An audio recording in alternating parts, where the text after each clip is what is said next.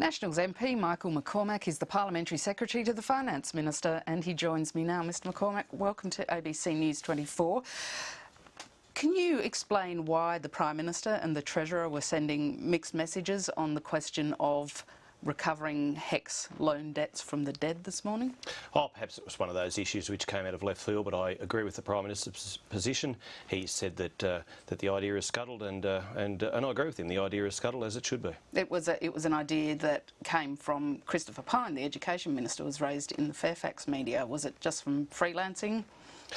Oh, well, look, Christopher is the Education Minister, and he has lots of views about how to take education forward, and I think he's certainly doing good work in that space, and certainly we're providing all sorts of great options for university students as well as those who want a trade certificate, and certainly in regional areas a trade certificate is very much as important as a university degree. But look, I agree with the Prime Minister on what he said this morning, and wholeheartedly endorse what his view on the HECS deceased issue.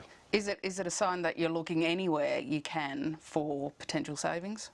Oh, no, not at all. Look, obviously we've been entrusted with government by the people to get on with the job of fixing Labor's legacy, and that was 6 successive deficits of a record nature. We've said that we're going to stop the boats. We have. We said that we were going to end the waste. We are. We've said that we're going to build the infrastructure that the 21st century needs, and certainly my leader, Warren Truss, is getting on with the job of doing that in his portfolio area. We're getting on with the job of doing what the Australian people want us to do. The Prime Minister said last night that the government had taken some quite significant risks in order to do what's right. You said this morning you don't think you've broken too many promises. Was there always a risk, though, that in breaking promises you would suffer a backlash just for that, let alone what you're actually doing? Look, bringing budgets down are never popular, and certainly in this day and age there's so much media and so much speculation and scuttlebutt out there. Bringing budgets down is not a popular position by any government. But look, and we've been we've been handed an economy which is in a mess. We're getting on with the job of fixing that, and we've asked people to contribute and build towards that fixing of the mess. Do you think, though, you've been able to adequately explain why you had to break some promises? Look, I think so, and I think the Prime Minister has done a good job in that. And look, I think people accept the fact that we've got a tough job to do. I think people accepted the job that the fact that we are going to get on with the job. They entrusted us with that job. We couldn't have had another 6 years of Labor. Indeed, if we did, we'd be facing $667 billion worth of debt. As it is, it's going to be a very tough job getting things back in order, but we're getting on with the job of doing it. Some of the feedback I've got from some MPs have suggested that the government should be acknowledging that it had to break some promises and explain why, and that is part of the reason for the backlash that the government had been saying that no promises were broken when it's self-evident to the public that some had.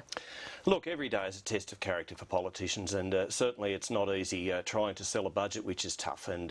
But I think overall the people I've certainly spoken to accept the fact that we've got a tough sell to do, we've got a tough job to do, but they entrust us with the job of doing it. We're getting on with the job of doing it. We have to, because if we don't act now, in 2 or 3 years' time, it's going to be a lot worse, and people will then be wondering why we didn't act in 2014. But in putting this budget together, you picked a large number of fights with a large number of people. Is it too many fights at the one time? No, I think the Treasurer, Joe Hockey, said that everybody was going to have to contribute, whether they were high earners or whether they weren't. And certainly we're getting on with the job of doing what we were elected to do. There is a question of whether that burden sharing is in fact fair, because it's a budget that does hit low to middle income earners much harder than it hits higher income earners, isn't it? Well, look, the budget is going across the whole spectrum. I mean, everybody is going to have to take their share of pain to help us to get the economy back on track, to get our country back on track, so that we can then roll out the sorts of infrastructure that we're doing. There are some good news stories in the budget too, and certainly the Building Stronger Regions Fund, which Warren Truss is going to implement from 1 July next year, is going to be a very valuable thing for the regions. You did manage to protect some areas of regional spending, and the National Party fought off a push to axe the diesel fuel rebate. Could you give Which was very well accepted by the people I represent, trust me. Could you give some lessons to your Liberal colleagues? Oh, well, look, politics is a broad church, and certainly the Nationals and the Liberals get on very well. In government.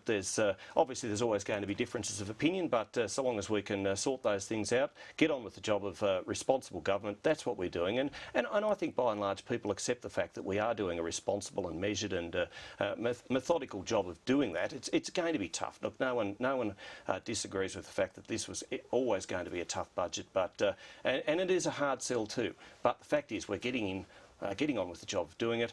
We're doing it to the best of our abilities, and we're certainly doing it now so that in future we don't look back and say, why didn't we act in 2014? One final question. I know it's a long way away, but with an eye on the next election, is it the case you will have to explain this all the way until the next election to have a chance of regaining office? Oh, look, I think we explain every day while we're in politics. I mean, certainly, as I say, politics is a test of character each and every single day. And we're getting on with the job of trying to sell a tough budget.